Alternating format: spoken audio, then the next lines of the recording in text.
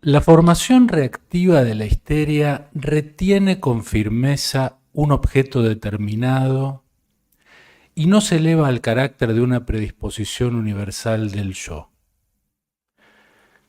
En cambio, lo característico de la neurosis obsesiva es justamente esta generalización, el aflojamiento de los vínculos de objeto, la facilidad para el desplazamiento en la elección de objeto. Las obsesiones, los vericuetos de la angustia. Muy bienvenidos a todos, bienvenidas a todas. Una alegría muy grande iniciar esta actividad central de la Secretaría Científica en el día de hoy, con un panel tan interesante, pero fundamentalmente con queridos amigos, valorados colegas. Esta cita que acabo de leer es del 25, de Freud, y esta es la convocatoria para el día de hoy en las obsesiones, los vericuetos de la angustia. Quiero agradecerle al conjunto de la Secretaría Científica, pero particularmente a Cristina por la convocatoria para que coordine esta actividad, en la que vamos a tener a María Teresa Calabrese, Laura Katz, a Diego López de Gomara y Karina Mechico en la coordinación de redes, quien nos va a estar ayudando con todas las preguntas, comentarios que van a ir surgiendo a través de Zoom, la plataforma, con quienes están aquí presentes. Tenemos bastante gente que se van sumando también en Facebook y en YouTube.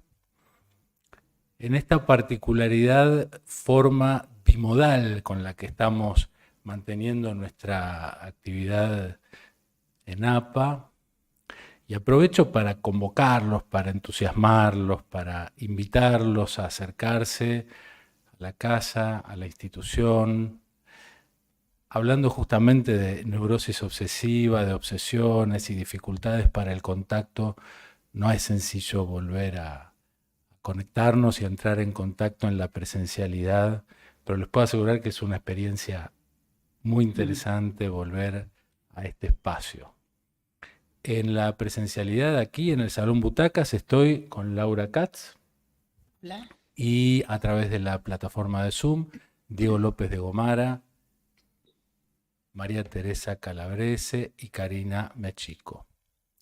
María Teresa Calabrese, quien va a abrir la mesa con su presentación, es miembro titular en función didáctica de APA, especialista en niños y adolescentes, es miembro asociado de la APG, especialista en psiquiatría, especialista en endocrinología, training en investigación clínico experimental de University of Virginia de Estados Unidos, especialista en niños y adolescentes de IPA, coordinadora del capítulo de psicoanálisis y neurociencias por la APA, docente del posgrado de psiquiatría de la Facultad de Medicina de la UBA entre el 2008 y el 2013, directora de difusión y extensión de ILAP, coautora del libro Psicoanálisis y Sociedad, Teoría y Prácticas, y del libro Psicoanálisis y Sociedad, Nuevos Paradigmas en lo Social, del año 2017.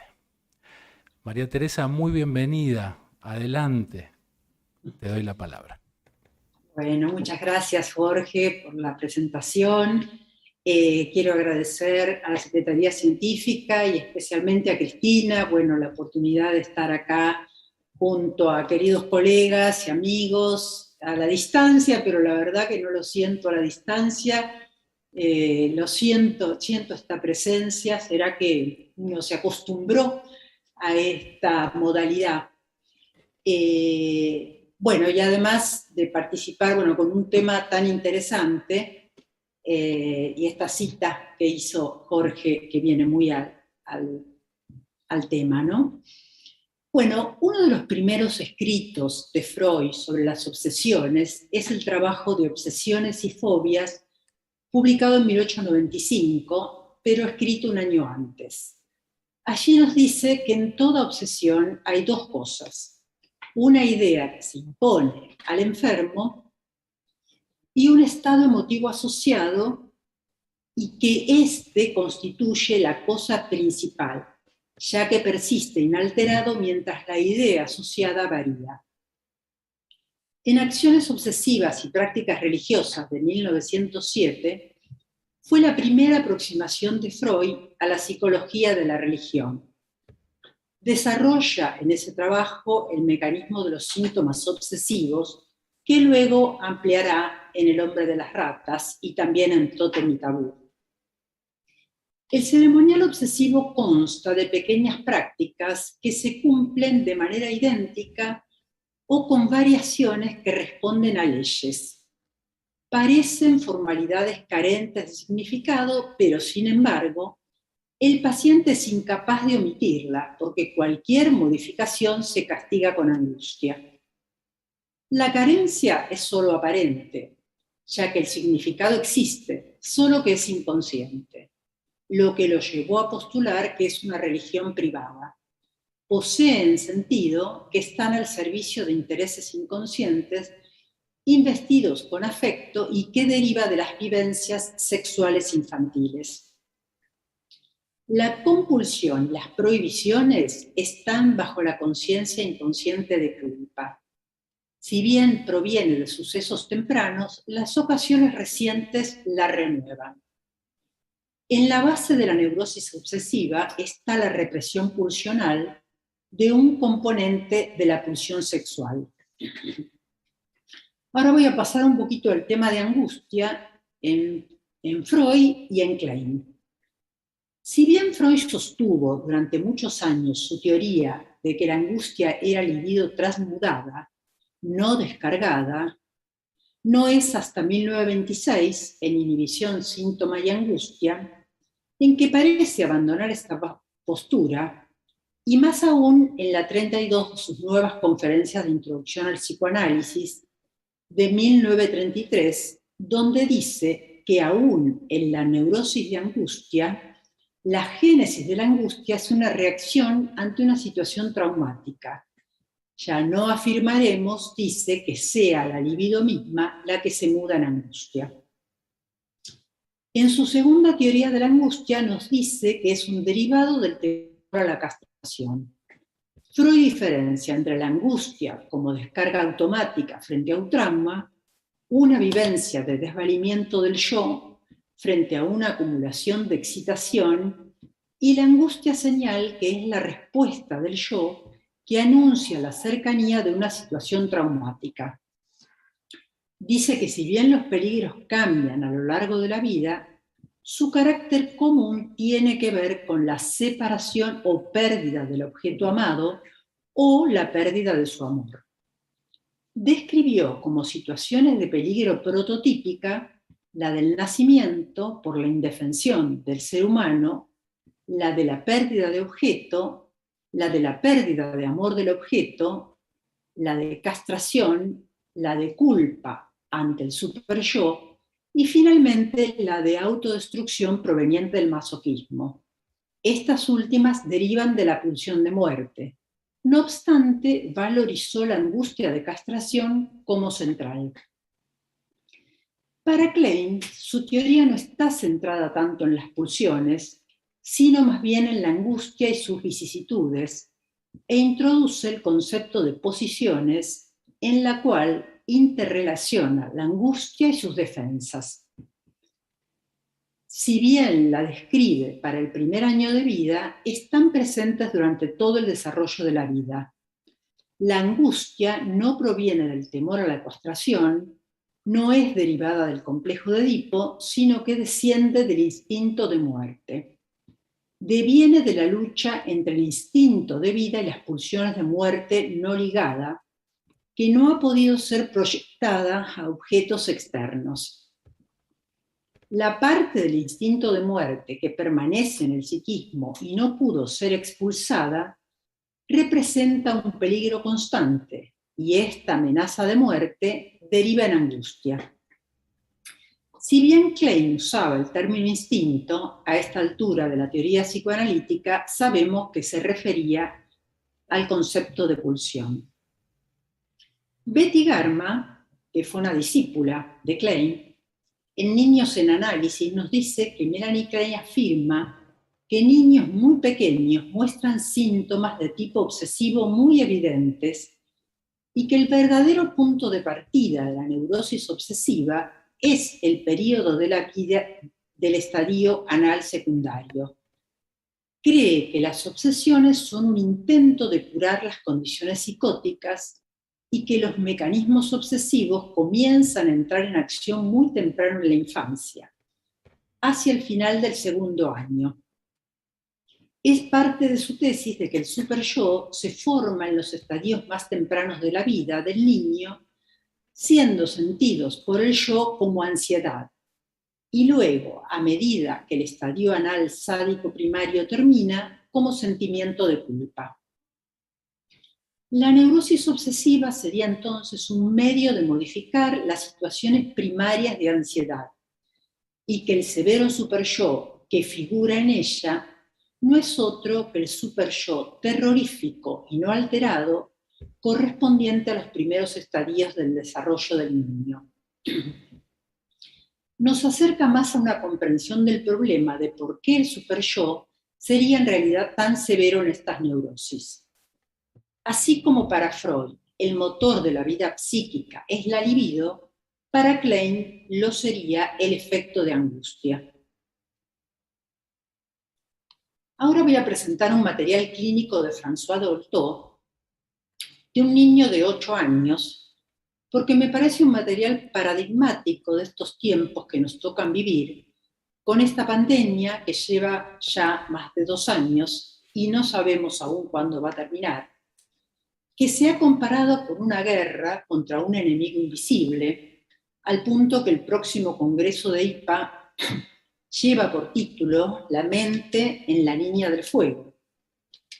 Y también hay un reciente blog de IPA, La mente de los niños en la línea de fuego.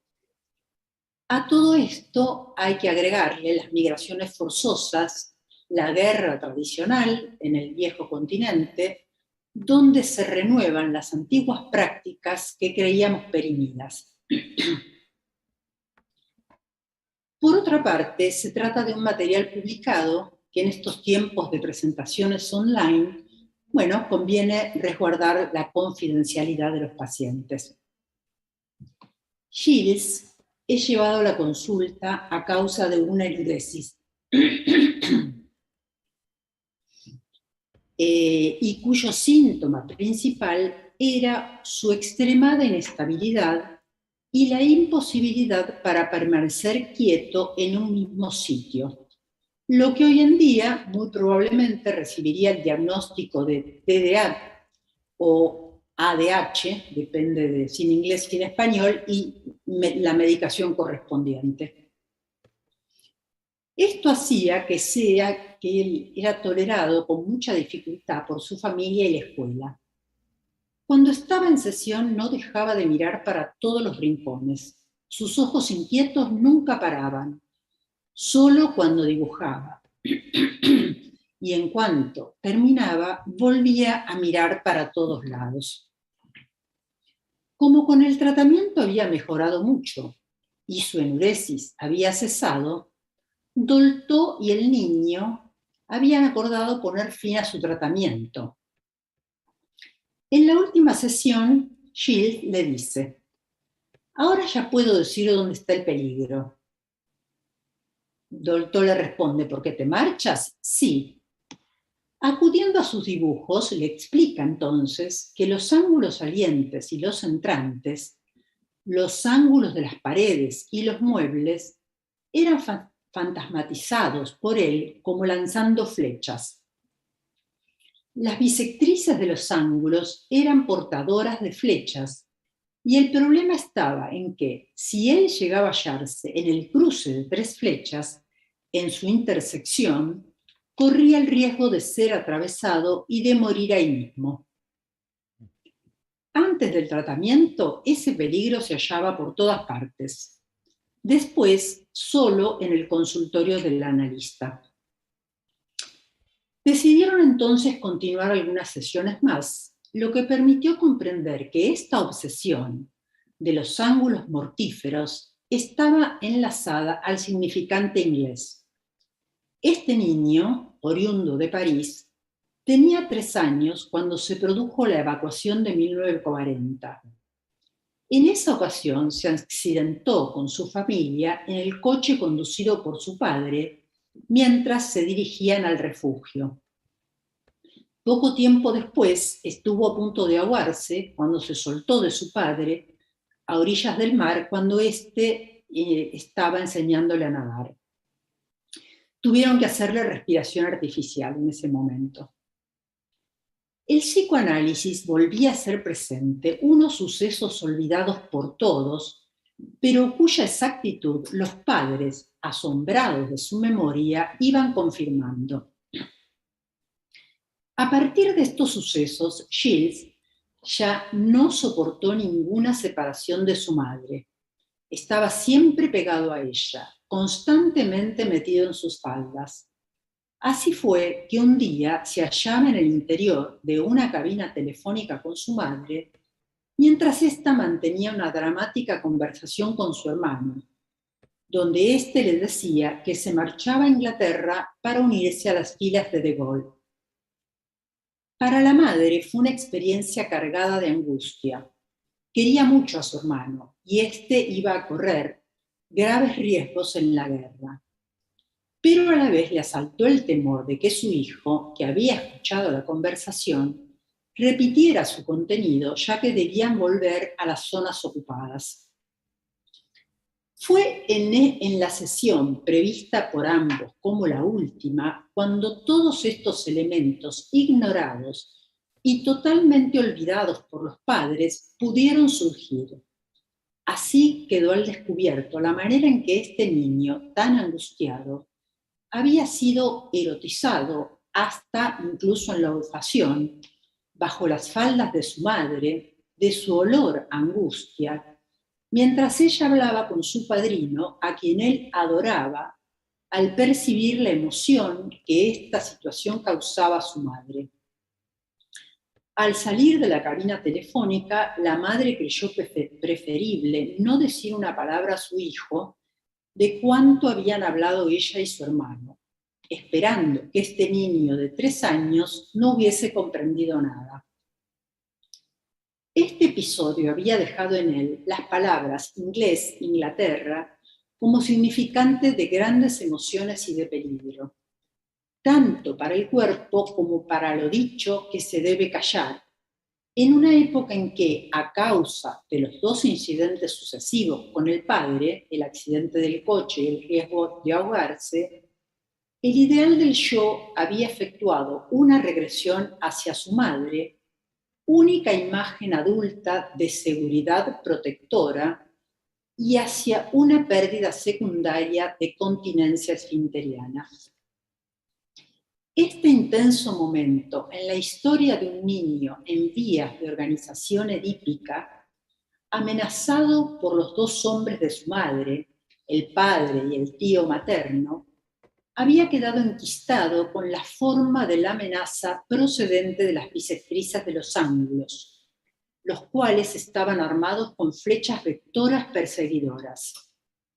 Si pensamos, siguiendo a Freud, en la angustia proveniente del complejo de Edipo, podemos compartir con Dolto que el cuerpo de este niño, mediante la inestabilidad motriz, intentaba dominar la angustia debida a las pulsiones sexuales. Pero a la vez este caso permite comprender, siguiendo a Klein, que el efecto del análisis en este niño suavizó el severo superyo terrorífico y no alterado de los primeros estadios y le permitió, en el fin del análisis, comunicar a su analista un aspecto más arcaico, aún no tramitado, la angustia proveniente de la pulsión de muerte. Esa parte que no había podido ser ligada o expulsada al exterior por las experiencias terroríficas tempranas que le tocó vivir. Las obsesiones serían un intento de reorganización y sanación expulsando al exterior la ansiedad mortífera, amalgamando así la angustia proveniente del temor a la castración y la de la pulsión de muerte. Bueno, muchas gracias. Muchas gracias a vos, María Teresa. Muy interesante. Ahora luego vamos a retomar con las preguntas del público que presencialmente se van sumando poco a poco aquí en el Salón Butacas y de todas las personas que están acompañándonos a través de las redes en esta forma bimodal con la que estamos haciendo la actividad científica. Vamos a continuar ahora con la presentación de Laura Katz, miembro titular en función didáctica de la Asociación Psicoanalítica Argentina, ex miembro del Departamento de Niños y Adolescentes Arminda Verasturi entre 2002 y 2006, ex secretaria del Centro de Estudios de APA, ex secretaria de la Secretaría Científica de APA entre 2012 y 2016. También fue editora asociada suplente de la revista Calibán y también directora de Comunidad y Cultura de FEPAL. Tiene diversas publicaciones, artículos que pueden encontrar en la revista de psicoanálisis de APA, en La Época, APA Online, en la revista online también El Psicoanalítico, en la revista Fordá, y también ha sido compiladora junto a Leticia Glosser y Jorge Canteros del libro Debates Cruciales en Psicoanálisis, Edipo, Cuerpo, Sexuación en el año 2017. Bienvenida, Laura. Bueno, gracias Jorge, gracias a los que están acá presentes, gracias a los que están del otro lado de la pantalla. Es lindo y es bueno volver a estar acá. Un poco raro porque no hay muchos amigos, pero está bueno. Agradecer a Cristina y a todo el equipo el haberme convocado, invitado para esta presentación. Mi presentación tiene dos tiempos, yo lo llamé tiempo 1 y tiempo 2. Por supuesto, voy a empezar con el tiempo 1. Y retomo por ahí algunos... el inicio un poco de lo que María Teresa presentó recién, porque cuando me convocaron, Cristina, por supuesto yo también hice como un recorrido de toda la referencias freudianas, básicamente. Y retomo un poco algunos los artículos que señaló María Teresa y quería compartir con ustedes algunas reflexiones. Guillermo, ¿se puede poner?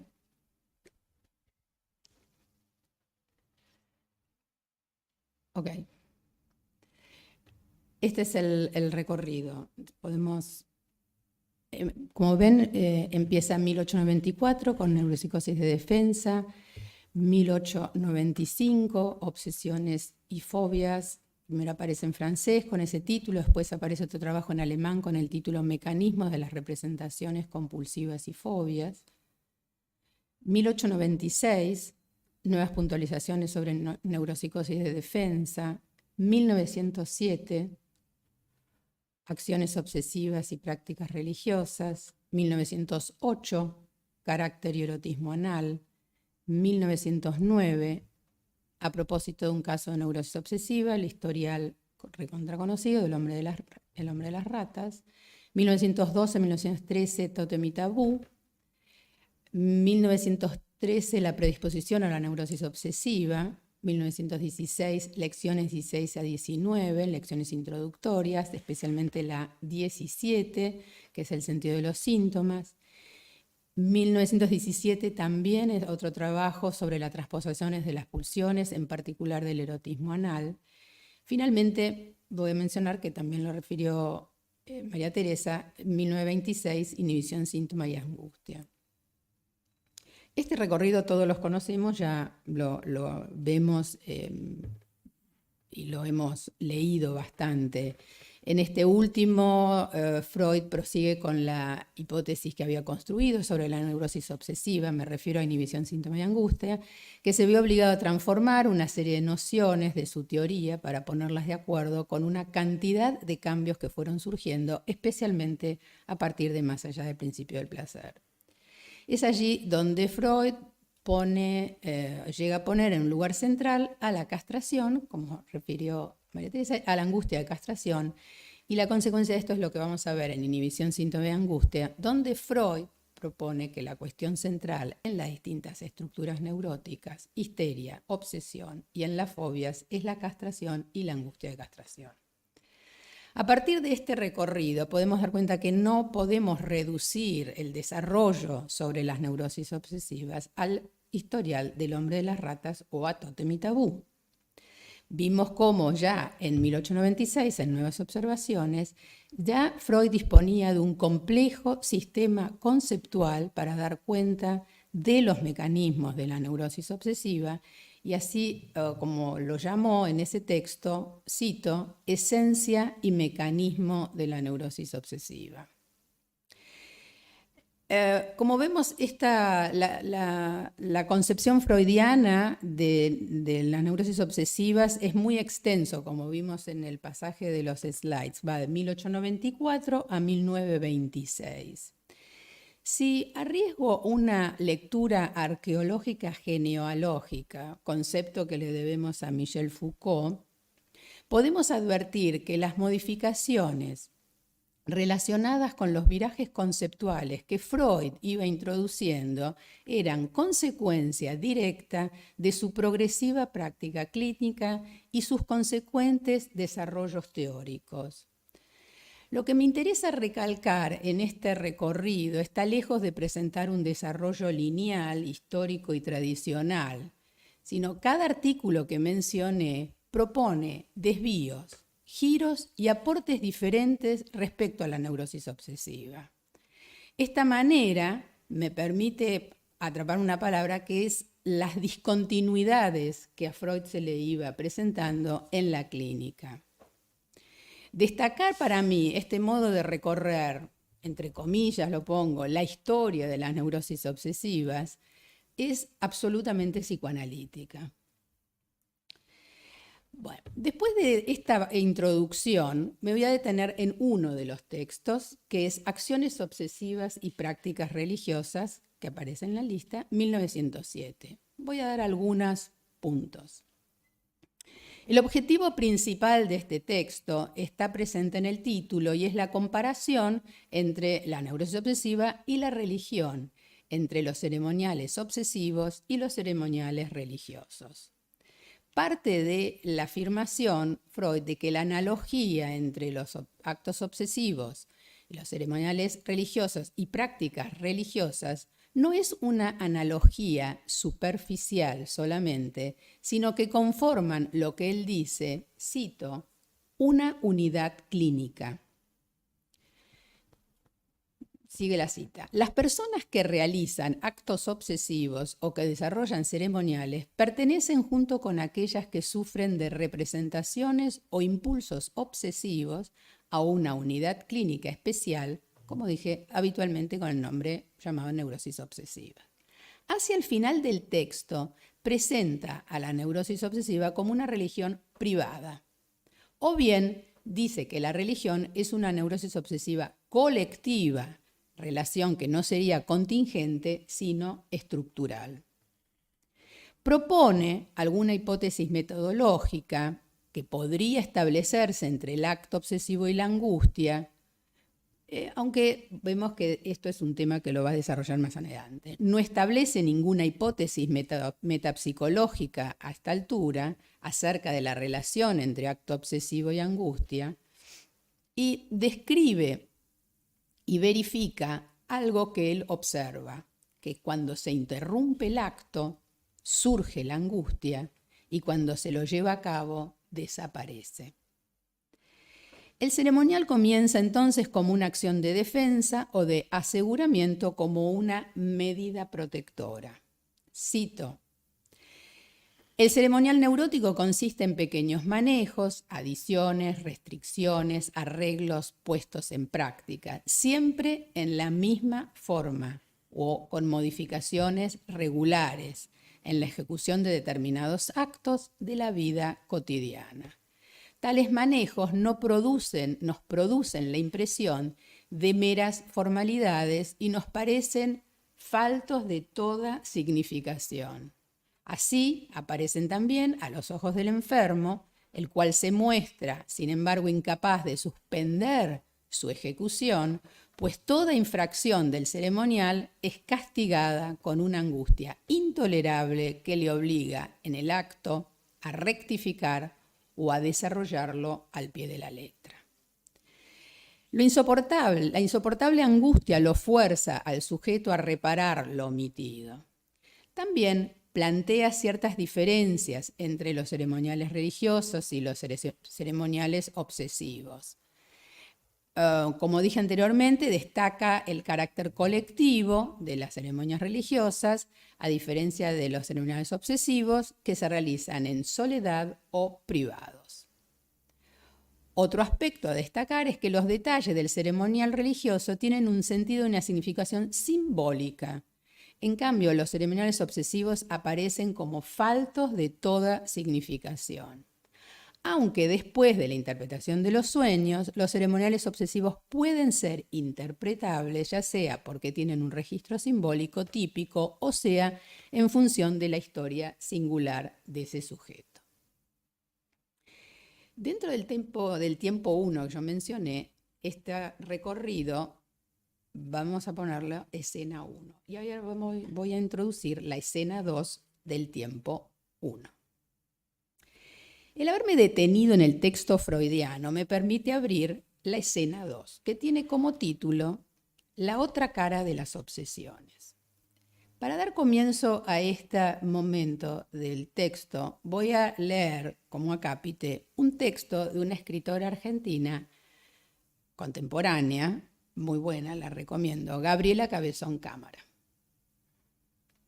que se titula Episodio 2, El capitalismo está desnudo. Es una publicación digital del año de agosto del 2020.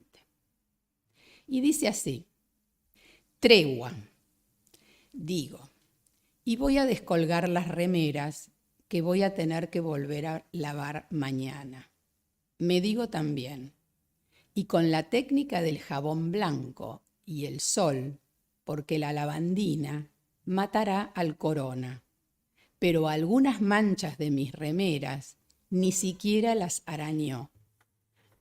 Ahí están, llenas de sí, manchas, manchadas, como si nada. Cierro la cita. Me pregunto, ¿qué pasó con las obsesiones en los tiempos de pandemia y de cuarentena que pasamos durante el 2021? ¿Cómo podemos leer hoy el texto del 1907 de Freud a la luz de los acontecimientos que todos hemos atravesado? Lo más sorprendente de estos tiempos fue que los rituales obsesivos salieron a la luz, quedaron expuestos.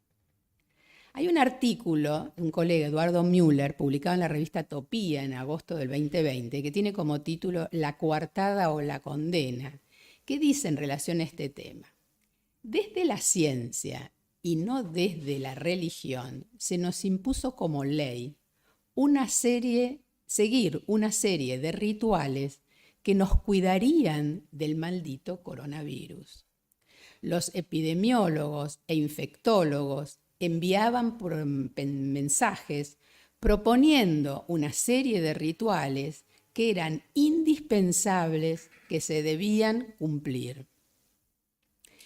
¿Podríamos afirmar que muchos obsesivos se sintieron ratificados en sus quehaceres por una autoridad superior? Lavarse las manos innumerables veces adquirió un sentido. ¿Cuál era el sentido? Había que salvarse de la muerte. Limpiar, ordenar, volver a limpiar, volver a ordenar.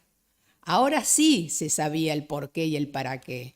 El alcohol en gel se volvió indispensable y la lavandina pasó a ser o a lavar todos los pecados.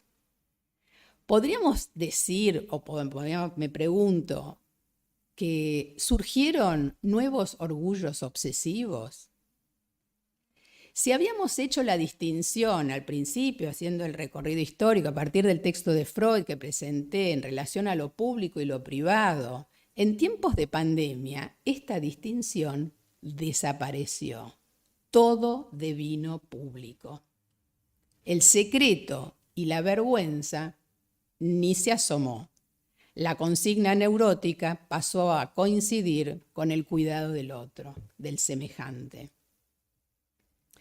Desde esta perspectiva, el obsesivo pasó a ser el guardián de los otros, de los que no cumplen con el rigor suficiente las leyes. Los obsesivos se transformaron en cuidadores, en los que alejan el mal. Pregunto, ¿será que los obsesivos nos brindaron un alivio?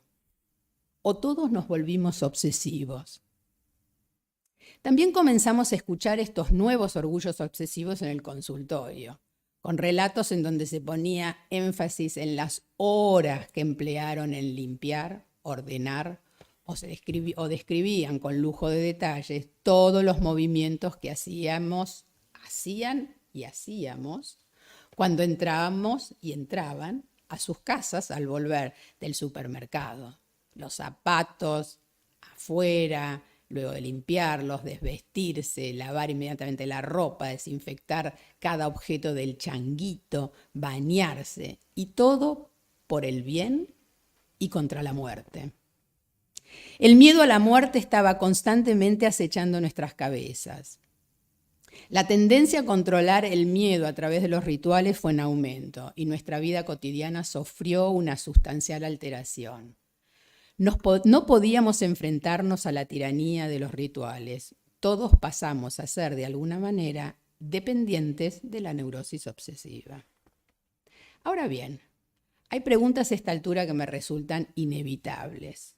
¿Por qué motivos se extremaron los cuidados corporales en esos tiempos y no en otros o en otras circunstancias? ¿Será que el principal motivo no es la enfermedad, sino estar frente a lo desconocido? Dejo estas preguntas abiertas. Y ahora introduzco el tiempo 2, que dije al principio. El texto del tiempo 1 que acabo de presentar lo escribí durante el mes de marzo y principios de abril, cuando me llegó la convocatoria. Desde ese momento lo fui releyendo semanalmente para ver qué conceptos iba corrigiendo o qué revisaba. Y a medida que iba pasando los días, fui advirtiendo que había un problema con el tiempo verbal que yo había escrito el texto. Todo el texto estaba escrito en pasado. Y todos comenzamos a escuchar en ese momento, fines de abril, en la calle o a leer en los diarios, que algo de ese pasado empezaba a instalarse nuevamente, con diferencias de los 2020 y 2021. Primero las vacunas funcionaban como un freno y luego los síntomas frente al contagio no son tan graves. Digo son porque está todavía dando vuelta. Dos variables, tanto las vacunas como los síntomas no tan graves, no son menores, aunque los efectos de la circulación del virus subsisten y si bien las reglas no son tan estrictas, la amenaza circula. Entonces me pregunto, ¿será que tenemos que tener a mano los rituales obsesivos? Y la segunda pregunta, ¿pasarán a ser parte de una nueva cotidianidad? Muchas gracias. Gracias a vos, Laura. Muy interesante. Acá hay aplausos y todo en vivo. Muy interesante y muy valioso para empezar a articular con la primera presentación de María Teresa Calabrese, por la actualidad que cobran justamente aquellas ideas del 25, 26, las conferencias, pero creo que, bueno, vayan pensando las preguntas a aquellos que están siguiendo la actividad científica por las plataformas, por Facebook, por YouTube, por Zoom, ya pueden ir empezando a formularlas. Tenemos una colega en formación, Karina Mechico, que está tomando nota de los comentarios que van haciendo. Y mientras tanto, voy a darle la palabra a Diego López de Gomara. Bienvenido, Diego, nuevamente. Diego López de Gomara es médico, especialista universitario en psiquiatría, ex docente del curso superior de médico psiquiatra del Hospital de Clínicas. Diego es ex coordinador del Centro Blecher de APA, premio Storni al mejor trabajo de teoría psicoanalítica y ha publicado numerosos trabajos en revistas de psicoanálisis y 3 libros de ficción: Patria, Paria, La mujer escrita y Una bella vida. Adelante, Diego. Bueno, ¿me escuchan bien? Muy bien, ¿Fuerte se y te oye claro? muy bien. Bueno, primero gracias Jorge por la presentación y por la organización un poco de la actividad con todos los mensajes que fuiste enviándonos. Gracias Cristina, Cecilia y todo el grupo de Secretaría Científica por la invitación, y bueno, es un gusto estar con Laura, María Teresa, Jorge y Karina. Bueno, yo les voy a hablar hoy de Claudio Oll. Claudio Oll está recostado en su cama pensando obsesivamente en una mujer un poco más grande que él. Claudio Oll tiene 15 años y la mujer 17, casi 18. Es un amor sufrido porque es una chica inaccesible para él. Sería un amor no correspondido. No porque él no sea agraciado física e intelectualmente, sino porque Lucía, así se llama, es una bomba de bella, simpática, esplendorosa y muy solicitada, con muchos deseos puestos sobre ella que maneja con gran habilidad sin corresponder demasiado a ninguno. Todavía muy enamorada de ser simplemente deseada y admirada. Mientras tanto, Claudio Oll está en la cama, en un estado como cataléptico, solo pensando en ella, sin un intersticio para pensar en otras cosas. Es el mes de enero, Claudio Oll es hijo de una pareja separada y está pasando unos días con su padre, uno de los pocos días que pasarán juntos en la vida. El pensamiento es obsesivo, pregnante, adhesivo, y no puede Claudio Oll dejar un instante de pensar en Lucía. Hasta le cuesta dormir porque implicaría posiblemente separarse de ella. Prefiere el insomnio que la separación. Recordemos que un insomnio finalmente no es más que una espera. Ella, Lucía, su objeto, diríamos los psicoanalistas, está en una mezcla de hiperpresencia en el pensamiento, en lo endopsíquico, e hiperausencia porque no está, no la tiene en la realidad, no la tiene en la exterioridad. Todo esto pareciera generarle un dolor psíquico importante y está pasando un verano medio infernal. Mientras tanto, su padre está sentado en una mecedora, en esas galerías que rodean exteriormente algunas casas, bajo un ventilador de ratán. La casa está en un lugar medio selvático, podría ser Misiones, o el Tigre, o el Paraguay, o la cuenca del Mississippi, si quieren ir un poco más lejos. Y lo manda a llamar a su hijo a través de una empleada. Claudio Oll entonces acude a la galería y ve a su padre con un libro en la mano, y éste le empieza a leer un poema del libro. En el poema, el poeta o el sujeto del poema, no tienen por qué ser el mismo, me refiero sí al que habla en el poema, dice escribir una palabra en todos los sitios que encuentra. Dice escribir una palabra que es siempre la misma, obsesivamente y en el universo entero. No hay superficie en la cual la palabra no aparezca escrita.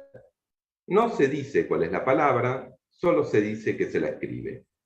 Se dirá cuál es la palabra recién al final del poema.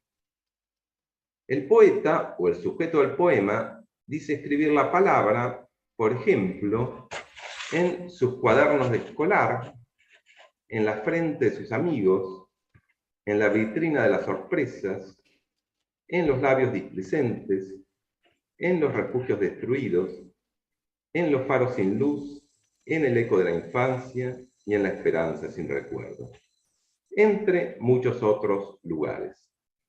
El poeta o el sujeto del poema va describiendo todos los sitios reales, abstractos e imaginarios donde escribe compulsivamente, obsesivamente, una palabra. El padre lee bien el poema con una buena entonación y una buena prosodia. Y mientras tanto, bajo un calor agobiante, el ventilador de Ratán es suficiente para refrigerar un poco al padre, pero no para él, para Claudiol. Mientras tanto, Claudiol escucha el poema y piensa que se trataría seguramente del nombre de una mujer. Como él mismo, que escribe la palabra Lucía en todos lados. Encuentra entonces una comunidad de sentimientos entre el poeta y él. No es nombre de ninguna mujer sobre el mundo entero, sino que escribía otra palabra. Escribía la palabra libertad. Se trata del poema de Paul Éluard que termina, y por el poder de una palabra, recomienzo mi vida, nací para conocerte, para nombrarte libertad. Claudiol queda muy sorprendido con el final, casi perplejo, y su padre solo le dice con una sonrisa, mientras se levanta de la mecedora, lo trataba de usted, el padre a su hijo, le dice, ¿pensó que se escribía el nombre de una mujer?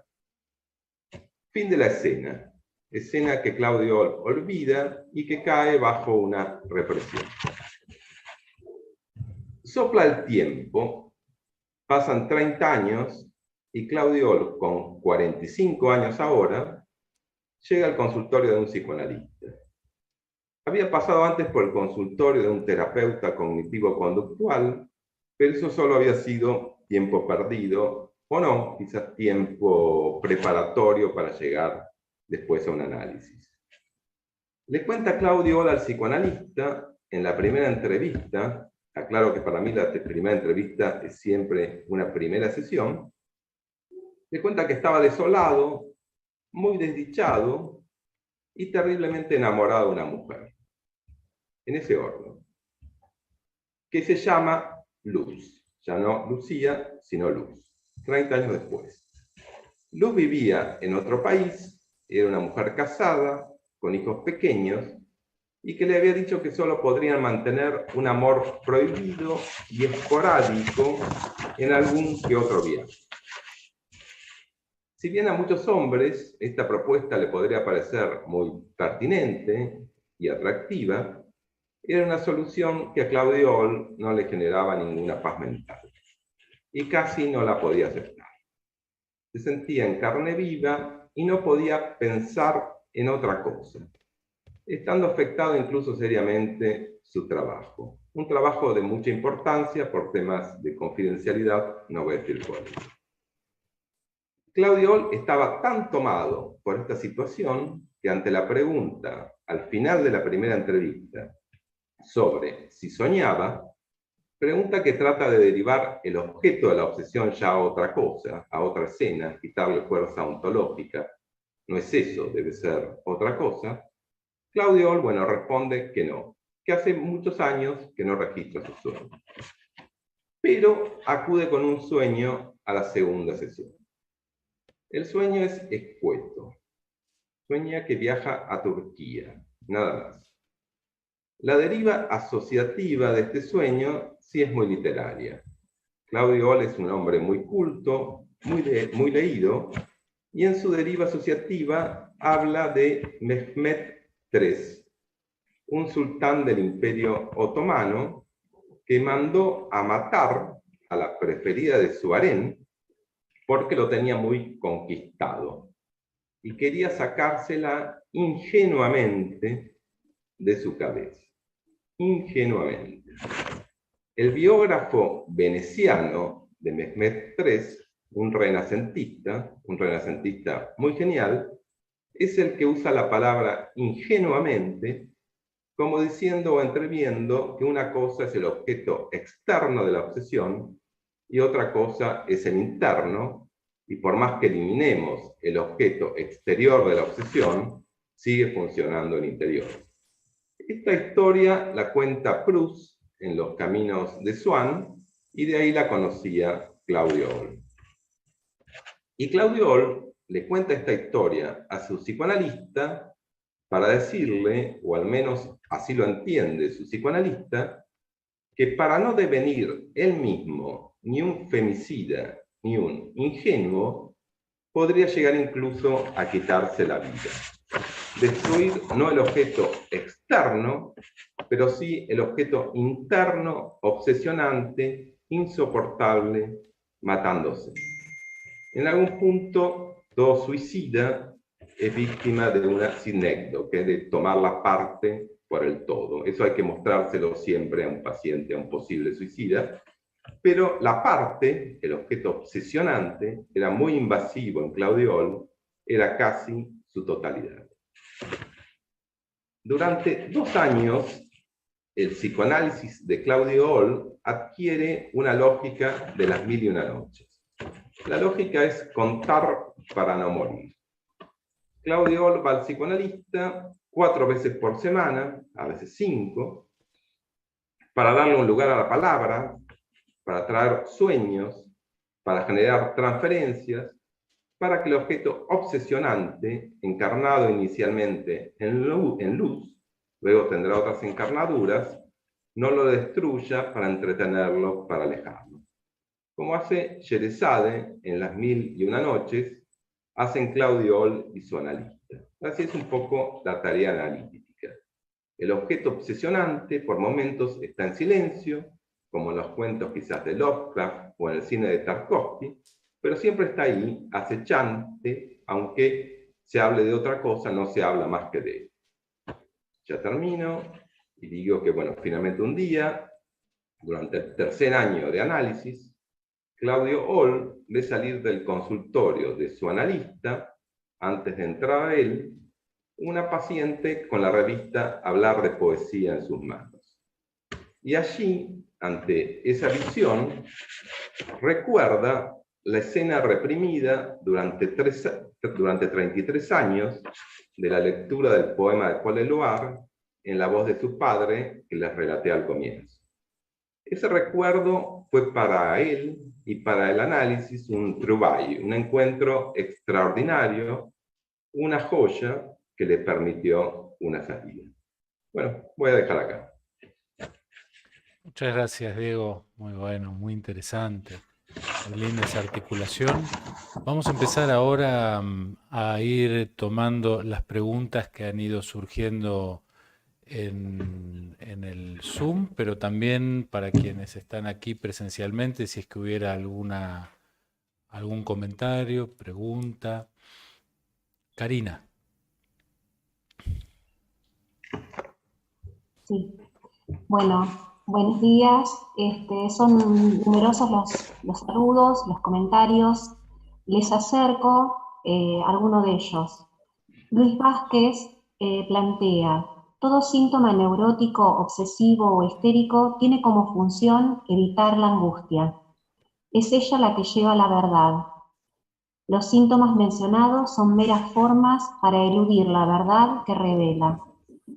Los rituales obsesivos en la institución también deberían ser motivo de evaluación para evitar la angustia como analistas en nuestro solitario consultorio. Hay un pedido de Margarita Slack para Laura, saber si podría extender el concepto de los rituales obsesivos como parte de nuestra cotidianeidad. Otra pregunta de Luis Vázquez plantea en qué difiere la angustia del obsesivo y del histérico. Si son 2 formas sintomáticas distintas de evitar la angustia. Y luego hay un comentario de Esther Romano en relación a los trabajos de Calabrese y de Laura Katz, ¿no? Agradeciendo lo original de la presentación y bueno, la enunciación. Por ahora. Muchísimas gracias, Karina. Vamos a hacer una cosa. Tal vez podemos hacer una primera vuelta por la mesa, por cada uno de los expositores. Pensaba simultáneamente, mientras ibas comentando las preguntas que fueron surgiendo y los comentarios, algo de esto que Freud justamente en el 26 trae en relación a la cuestión de la vivencia. Cuando dirime entre el peligro real y el peligro neurótico, la angustia realista, la angustia neurótica, y justamente estos elementos con los que hoy tenemos tanta legitimación de estos rituales y de estas situaciones que vuelven a mostrar de manera espectacular la defensa ante la pulsión. Vamos a empezar con María Teresa, si te parece, en función de estas preguntas y comentarios. Adelante, María Teresa. Bueno, cómo no, Jorge. Sí, escuché a mis compañeros con mucha atención, a Laura y a Diego. Me parecieron unos trabajos complementarios, pero a la vez que me ampliaron un poco lo que yo traía. Laura se refirió más a las obsesiones de la pandemia y cómo esto ha fortalecido de alguna manera los ceremoniales neuróticos obsesivos. Yo después que la escuché dije, bueno, parece que la pandemia fue un alegato por la obsesividad, cómo los obsesivos se vieron fortalecidos y hemos visto, todos los que seguramente tenemos pacientes con neurosis obsesiva, cómo cuando se habían aflojado las defensas obsesivas, todo esto de la pandemia hizo como una regresión y un fortalecimiento. Como si lo privado ahora se hizo público, y no solo público, sino que además está sostenido por los epidemiólogos, los infectólogos, como decía Laura, ¿no? Así que en ese sentido, bueno, me parece interesante. Y también pensaba en el material que trajo Diego, de Claudio Ohl, también me pareció muy interesante, todo este recorrido de este adolescente, donde me parece que ya se veía ahí en la adolescencia las defensas ante la angustia, pero ahí me parecía más que tenía que ver con esta angustia que en mi trabajo yo mostraba como proveniente de la teoría kleiniana, ¿no? De la angustia de muerte, porque en este joven que no se quería quedar dormido y obsesivamente para pensar en esta mujer, en esta chica, que no me acuerdo el nombre ahora, y a la vez escribir obsesivamente las palabras. Pensaba cómo ahí había una defensa hacia la desintegración. Y para no devenir femicida, quitarse la vida, como ahí me parece que ante la intolerancia, ante la angustia de muerte, preferible morir, ¿no? Que seguir viviendo una vida tan miserable, tan sufriente. Bueno, las preguntas de Luis y de Esther me parecen también muy pertinentes. Y bueno, dejo un poquito acá para darle lugar a mis compañeros y hablar uno más tarde. Muchas gracias, María Teresa. Laura, por favor. Sí, bueno, gracias también a mis compañeros de mesa, María Teresa y Diego, por compartir la mesa con este tema. Si bien fueron como diversas en las presentaciones, porque había más material clínico, lo mío era como una reflexión acerca de la actualidad de las neurosis obsesivas, puestas actualidad en lo que todos hemos atravesado, ¿no? Pero creo que por ahí el punto, no sé si ponemos punto en común, pero sí creo que la cuestión de la protección contra la angustia o la defensa contra la angustia es lo común tanto en los casos clínicos que presentaron Diego y María Teresa, y como si estuviera en el horizonte, creo que los dos conceptos, que es muerte y finitud, ¿no? Que son las situaciones de evitación. Y creo que lo que pasó o lo que pasó o pasa, eso está como en el medio de los tiempos verbales, como dije, fue lo que vivimos muy de cerca todos. Esta sensación de acercarnos a las ideas de la muerte estaba muy cerca y daba mucho miedo. Creo que en ese sentido yo puse toda esta descripción del obsesivo como una medida protectora para poder seguir adelante y cuidarnos. En el momento parecía imaginariamente, hoy lo podemos leer como qué raro lo que hicimos, pero en ese momento era o lo haces, no había opción. Y si alguien decía que me pasó, que vino de la calle y no se sacó los zapatos, yo lo miré con cara rara. O sea que digamos, como el tema de la cuestión del obsesivo y la cuestión de la muerte y la finitud siempre está como en esa flotación, ¿no? Y creo que la pregunta de Margarita en cuanto a cómo formó parte de la cotidianidad era para defendernos, para cuidarnos. Vamos con Diego y ahora tenemos algunos comentarios acá de quienes nos están acompañando presencialmente. Ok, vamos a pasar entonces directo a los comentarios, a las preguntas. Empezamos por Jorge Canteros. Hola Jorge, bienvenido. ¿Cómo estás? Está bueno estar acá, pero quisiéramos, digamos, tal vez estar en otro momento más acompañados por nuestros colegas aquí. Y es lindo este comienzo. Me gustó mucho las 3 participaciones.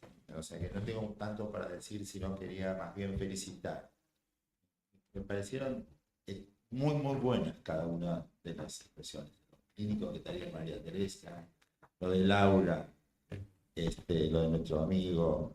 Diego. Entonces, me parece a mí que lo que más quería enfatizar, pareció que había como un embellecimiento, que lo que trajo Laura era como darle un sentido, no diría nuevo a la neurosis obsesiva, pero enfatizar y embellecer casi la tarea de esta neurosis obsesiva, darle un sentido. Me parece que en ese aspecto le quería preguntar a Laura, ¿qué es eso que pareciera ser que pasó después también, ¿no? Que es arrojar la neurosis obsesiva, digamos, arrojar a los cuidados, como una etapa diferente, ¿no? Entre la neurosis obsesiva, entre el cuidar al otro, cuidarnos a nosotros mismos, y la sociedad no está solamente ahí, me parece, que está también en haber arrojado eso. Casi un cierto descuido que podemos decir, no vacunarse. Me parece que hay otro aspecto ahí que me parece que tal vez valga la pena considerar. Entonces, y quería preguntarle a Laura, ¿no? Esto, porque me parece que, bueno, a Laura le quería preguntar también qué sentido le podemos dar a la religión, ¿no? Como esta otra neurosis obsesiva. Si no hay algo también del cuidado necesario cuando la muerte esté cerca, ¿no? Como que la vimos cerca, por decirlo así, y tuvimos que cuidarnos con todos estos mecanismos. Pero bueno, más que nada esto, lo de Diego, la verdad que me encantaría. Hola. Sí, lo de Diego, que me pareció un relato bellísimo, lo que trajiste, Diego, pero me parece que lo tenemos que leer. me parece que da para ser leído y en todo caso comentado. Me parece que tendríamos que leer las ponencias de los tres, porque la María Teresa me pareció un relato clínico maravilloso, María Teresa. Me pareció buenísimo cómo lo armaste, cómo lo dijiste, y me parece que el texto nos va a ayudar mucho a todos para poder tomar lo que está circulando hoy acá. Gracias. ¿No? Muchas gracias, Jorge. Le damos la palabra a Cecilia Moya. ¿Qué tal? Buenos Hola, días. hola. Sí, te escuchamos, Diego, sí, estás. Hola. Bueno. Diego, ¿nos estás oyendo? Sí, los estoy escuchando. Se cayó mi internet. Sí, Discúlpeme. perfecto. Ahora ya estás conectado. Bárbaro, ahora enseguida te vamos a dar la palabra. Gracias, Ok. Diego. Cecilia. Bueno, sí. Buenos días. Muchas gracias por las presentaciones. La verdad que me parecieron muy interesantes las tres. Recordaba una cosa, Laura. Me acuerdo que cuando estuvo Jorge Canteros como secretario científico trabajamos el tema de la intimidad. Vos hablaste de lo público y lo privado, pero en realidad me quedaba con el planteo de lo íntimo. ¿Cómo quedaba en la intimidad la neurosis obsesiva en relación a esta cuestión manifiesta o la cosa reactiva, cómo quedaba en lo íntimo? Porque puede ser que el ritual se haya legalizado público, pero ojo, hay una condición que es lo íntimo. Una de las cosas que yo aprendí en esa actividad con Jorge era que lo íntimo es lo que quedaba oculto ante el ojo del gran hermano, como ese lugar que finalmente lo íntimo era lo oculto.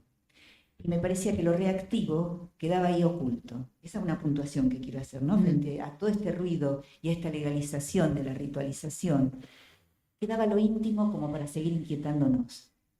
Y con referencia a la presentación de Diego, que la verdad que coincido con Jorge, que me pareció de una riqueza y de una presentación impecable, yo diría que es para retomarla en otra actividad, esa presentación, me dejó inquieta el final, como diciendo, bueno, ¿cómo continuará esta historia en donde lo contingente relanzó y causó algo, ¿no? Este libro que aparece del brazo de esta paciente que sale del consultorio, ¿cómo lo relanza este sujeto, ¿no? Me pareció sumamente interesante ver cómo lo contingente causa. Bueno, muchísimas gracias. Gracias, Cecilia. Tenemos 3 comentarios más para después volver a nuestros presentadores. En principio, Janet Rizun, por favor.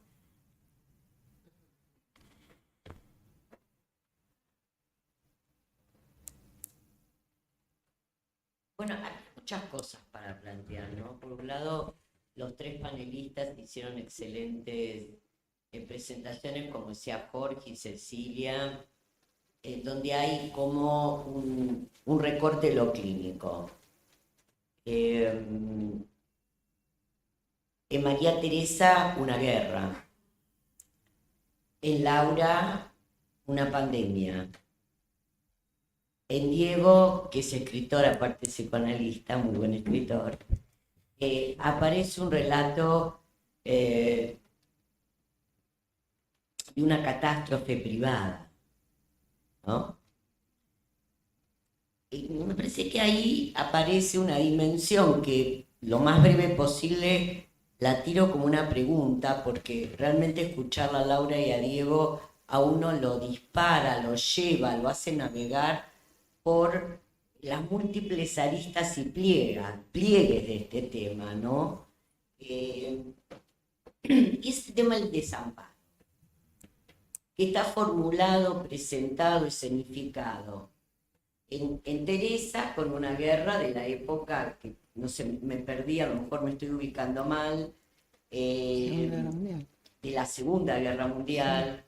En Laura, algo que pasamos todos. En Diego, algo que le sucede a una persona desde la adolescencia hasta que lo encuentra Diego, ¿no? Entonces creo que acá tendríamos que recortar de qué estamos hablando si unificamos demasiado rápido lo que son las neurosis obsesivas en lo que son los síntomas obsesivos, los rituales, y que esto alude. ¿Este chico estaba solo? Me olvidé el nombre del paciente. Claudio Diego. Al. Claudio. Claudio, ¿estaba solo? Vuelvo a Laura, ¿estábamos solos? Me parece que hay una diferencia, porque al repetir los mismos rituales, por ejemplo, lavar las peras con lavandina, todos nos sentíamos unidos, tal vez menos desamparados. Esta es la diferencia con lo que trae Diego, ¿no? Que se lo ve este chico solo y lo único que queda para salir de eso es matarse, ¿no? Por suerte se encuentra con Diego. Muchas gracias, Janet.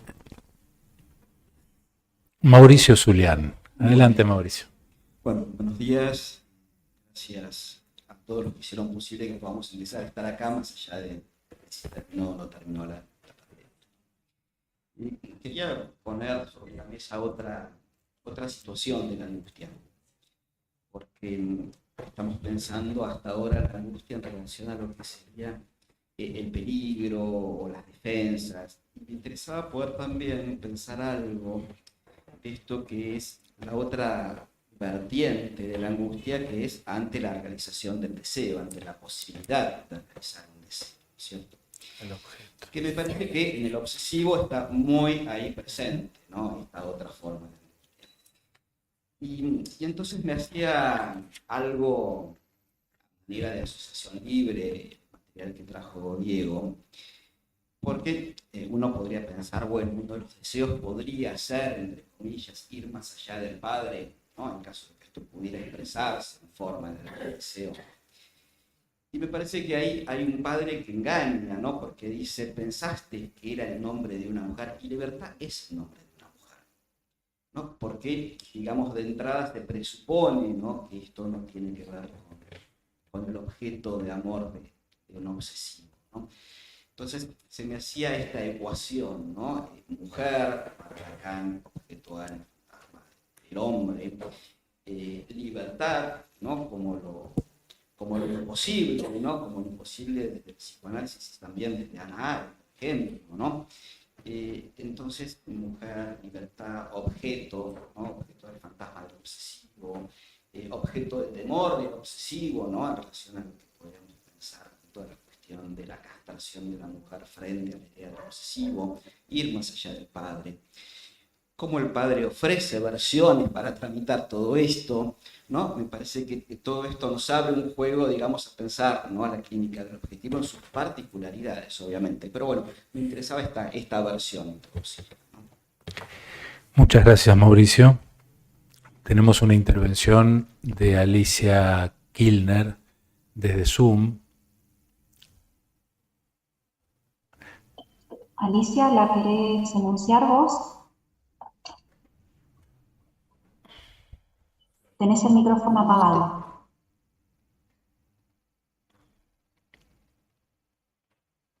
Bueno, si todavía no aprendimos a reactivar el audio, estamos perdidos. Me parecieron muy interesantes las ponencias de María Teresa, de Laura, de Diego, porque cada uno tomó como un aspecto diferente de la cuestión.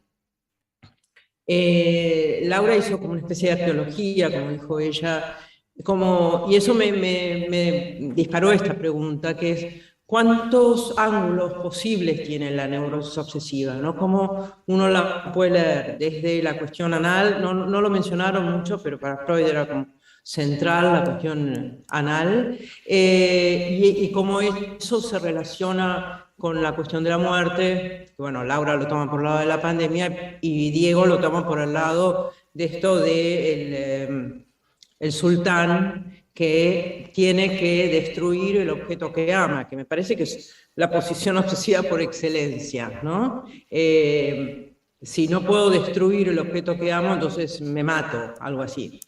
Pero a mí me parece que además hay toda una cuestión que se abre también en la posición de Laura, que es que la cultura misma es como un cúmulo de cuestiones obsesivas, ¿no? Y cómo está favorecido todo esto de la ritualización, el colegio, bueno, hasta la APA tiene sus rituales, todos tenemos los rituales, incluso el análisis, ¿no? Bueno, ahí dejo. Gracias, Alicia. Cristina, te veo con la manito ahí levantada. Obedientemente. Espera que la saco. Bueno, parto de lo que decía Alicia, ¿no? Yo también creo que la neurosis obsesiva puede ser vista desde diferentes ángulos, ¿no? Casi como los ángulos de los pacientes de la paciente que relató María Teresa. Y quiero rescatar uno que para mí es particularmente interesante y que Laura denominó orgullo obsesivo, orgullos obsesivos. Me parece que la dimensión narcisista del obsesivo es todo un tema que fue convalidado, es decir, durante la pandemia jugábamos, digamos, a cuál era el más obsesivo del otro, es decir, por eso quiero destacar esto, ¿no? Del orgullo narcisista, del obsesivo, ¿no? La fortaleza de la que nos hablaba Leclerc en uno de los textos más hermosos para leer sobre la neurosis obsesiva, ¿no? Y por otro lado, lo uno, y discúlpame Diego, y adhiero a que todas las presentaciones fueron excelentes y que así es fácil organizar actividades. Lo tuyo, Diego, fue realmente también muy lindo de escuchar, además. Pero yo te voy a preguntar en un detalle, que el poema que leía el padre, la palabra que aparece obsesivamente es libertad. Y no lo asocié tanto con un nombre de mujer, sino como que no debe haber persona con menos libertad que el obsesivo.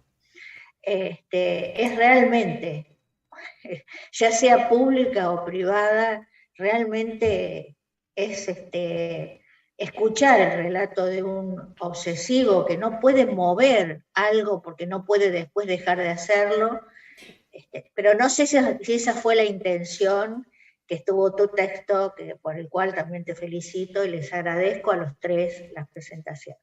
Eso nada más. Gracias. Muchas gracias, Cristina. Bueno, de a poquito nos vamos acercando al final de la actividad, lamentablemente, así que vamos a tener 2 minutitos para cada uno de nuestros panelistas. No podía dejar de pensar cuando mencionabas el tema del orgullo, retomando el trabajo de Laura, como lo planteaba Garma, ¿no? El orgullo del yo renunciando ante el super yo, ¿no? Como si apareciera este otro elemento que también aparece en el trabajo de María Teresa y de Diego. Vamos a hacer así. Vamos a empezar con Diego, en principio, que se había caído la conexión y ahora ya está. Si te fueras desmuteando, activando el sonido, Diego, para empezar vos, 2 minutitos nada más. Luego vamos con Laura y finalmente con María Teresa para ir terminando la actividad. Bueno, lamento no haber podido escuchar las palabras de María Teresa y de Laura en la primera ronda. Sí, lo que podría decir, para tratar de ser muy sintético, es que la palabra obsesión es obsesio en latín, asediar. O sea, la obsesión es un asedio. ¿Un asedio a qué? A mi manera de ver, a eso que llamó Freud y que está en Freud, es la libido libre. Hay una libido libre, además, que está relacionada a una de las preguntas que trajo Luis Vázquez, con la angustia. A mi juicio, la angustia tiene que ver con la libido libre, y la angustia es una libertad no reconocida como tal. La obsesión tiende a asediar la libido libre, a que no haya angustia, a no darle una oportunidad a esa angustia y a esa libertad. En ese sentido, sí, como decía Cristina, es algo absolutamente encerrado, y es lo que yo traté de traerles con el caso clínico. Igual me parece que de lo que se trata también, porque tampoco podemos estar flotando en una libido libre, hay que darle objetos. El primer objeto que le da el ser humano es un fantasma, que tiende a repetirlo, por eso el fantasma, aunque sea histérico o fóbico, siempre es obsesivo, porque tiende a la repetición y a ser el mismo, la fantasía primordial del ser humano. Bueno, tratamos de atravesar un poco esa fantasía, descubrirla, ver cuál es, recuperar un poco de la libido libre, pero también algo de la obsesión, como también dijeron varios panelistas, es necesario, forma parte de la cultura, pero bueno, también se trata de qué obsesiones darle a nuestra vida. En el ejemplo que traje, por ejemplo, del poema de Paul Eluard escribe ese poema que se llama Un seul pensée, un solo pensamiento, y era un poco en homenaje a Nush, que era su pareja, una especie de diva dadaísta, pero a último momento, un poco también influenciado por la resistencia francesa, dice, bueno, le voy a cambiar, no va a ser solo escribo tu nombre, Nush, en todas las cosas del mundo, sino se sale de lo individual, de un fantasma obsesivo individual, y puede cambiar la palabra. Y solo escribo tu nombre, otra cosa, libertad, libido libre, darle un sentido social, porque fue un poema que se utilizó en la resistencia contra el nazismo. Entonces, ¿cómo le damos a las obsesiones personales una función social? Sartre también leía 300 libros por año, está obsesivizado con la lectura. Bueno, está bien, pero bueno, hay obsesiones y obsesiones, ¿no? Y también hay algo de un desgaste del circuito a través de un análisis que me parece que es importante. Y después, en el caso que traje, está el padre que le presenta el poema, un poema que tampoco lo escribió el padre, un poema que lo antecede, de un gran poeta que además se inscribe en una tradición poética. Entonces, también necesitamos siempre las palabras de algún otro para salir un poco de nuestras obsesiones, y bueno, también un poco por eso el psicoanálisis. Bueno, por ahora dejo acá. Gracias, Diego. Laura. Sí, por ahí retomo esto último que dijiste, Diego, de necesitar de la palabra del otro para que autorice. Y lo que yo planteo, digamos, todo lo que tuvo que ver con el momento de la pandemia, necesitamos mucho, todo el tiempo, la palabra del otro para que nos autorice a poder seguir moviéndonos y más o menos encontrar un hueco en todo lo que era nuestra cotidianidad. Estoy de acuerdo con esto que dijo Jorge de embellecer la neurosis obsesiva, porque yo creo que hay como, para introducir este tema en el texto puse la otra cara de las obsesiones, y en realidad en un momento había puesto lo que nos ayuda a las obsesiones, o lo que nos ayuda a las neurosis obsesivas, o lo que en ese momento lo que nos ayudó. Hoy no sé, ayudó, pero tiene que ver con esto de embellecer, como gracias neurosis obsesivas un poco, ¿no? Claro. También me gustó la referencia de Janet del desamparo, porque creo que también lo que nos llevó mucho, la sensación de lo desconocido y que no sabíamos a dónde... ¿Qué iba a pasar con todo lo que estábamos atravesando? Era como de desamparo. Y creo que estos recursos y estos rituales que se acercan a la religión, por esta cosa repetitiva, ayudaron a como encuadrar o encajonar un poco esta sensación que trajo Janet de desamparo. También me uno a lo que dijo Alicia, de la cuestión de la cultura,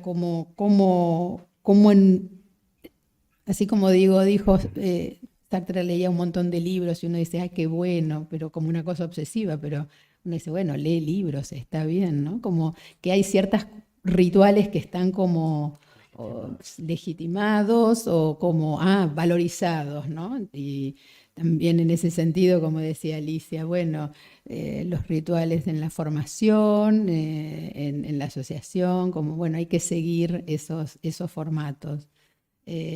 Por ahí tiene que ver un poco con esto que traía Diego, de que es necesario como encuadrar o y no dejar este estado libre de la angustia, ¿no? Entonces hay momentos en donde hay que encauzarlo. Lo que pasa es que lo que yo traía es que hubo momentos como lo que pasamos que se encuadró demasiado y estábamos como dije antes, formaba parte de la cotidianidad y no teníamos como que hacerlo o hacerlo, ¿no? No, listo, nada más, gracias. Gracias, Laura. María Teresa, adelante. Bueno, muchas gracias a todos por las intervenciones que permite como volver a repensar lo que uno escribió, lo que escuchó, a Jorge,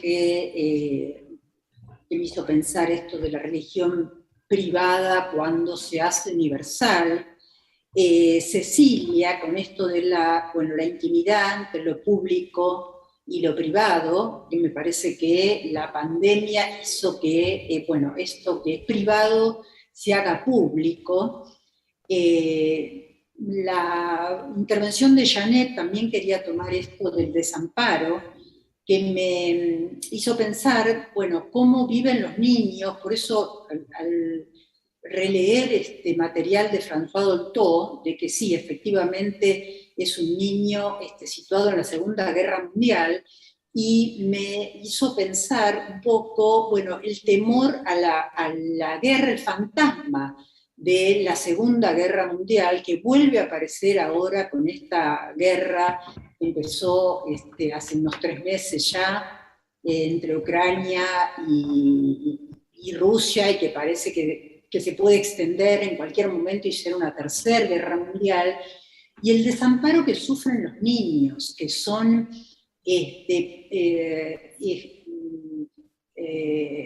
que escuchan pasivamente y que uno cree que no entienden, pero escuchan la angustia de los padres, los medios de comunicación.